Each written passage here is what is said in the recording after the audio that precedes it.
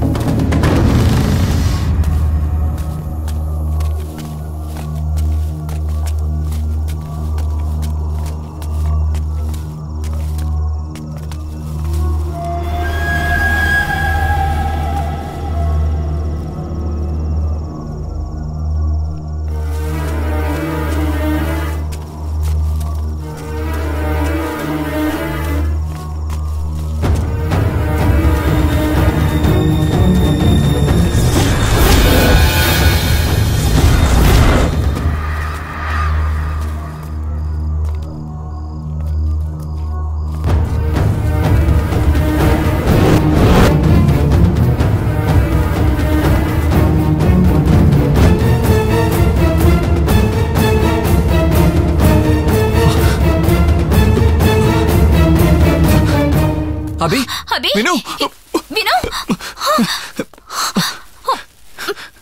పదండి వెళ్ళిపోదాం. ఇంకొక్క నిమిషం కూడా ఇక్కడ ఉండకూడదు. అభి, ఆ దెయ్యం రాకముందే మనం ఇక్కడి నుంచి వెళ్ళిపోవాలి. అభి, పద. అభి, పదండి.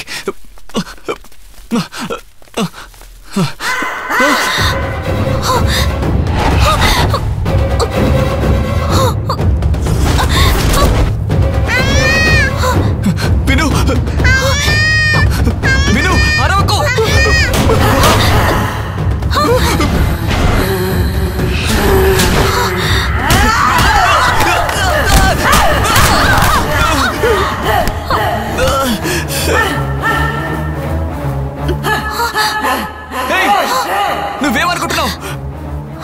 నీ జీవితం ముగిసిపోయినట్టే ఈ పిల్లల జీవితం కూడా ముగిసిపోవాలా ఏంటి?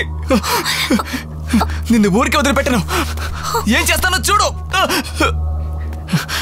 నువ్వు మనిషివైతే కదా నేను చెప్పేది అర్థం కావడానికి. నువ్వు మనిషివే కాదుగా.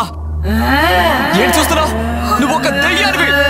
నువ్వు దయ్యానివి, పిశాచివి, దయ్యానివి, దయ్యానివి. ఆకాష్, నువ్వేం మాట్లాడుతున్నావు? నువ్వు ఊరుకో నిషా.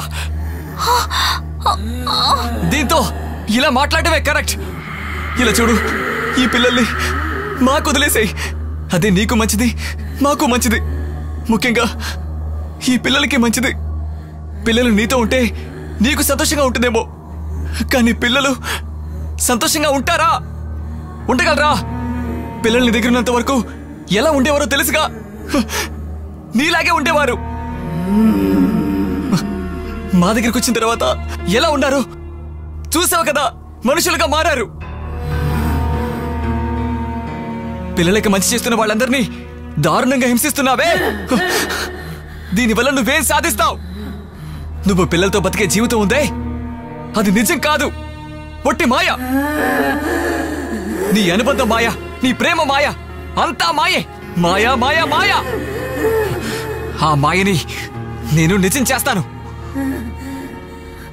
నువ్వు ముగ్గురిని చంపావు కదా, నేనిప్పుడు ఇద్దరిని చంపబోతున్నాను. ఎవరో తెలుసా? అభిని, వినుని. వీళ్ళని చంపబోతున్నారు. వీళ్ళని చంపేశారంటే ఈ మానవ జీవితాన్ని వదిలి వాళ్ళు కూడా నీలాగా అయిపోతారు కదా.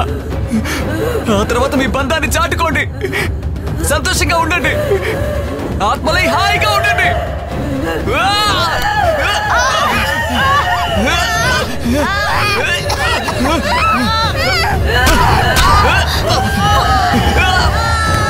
ఆకాష్,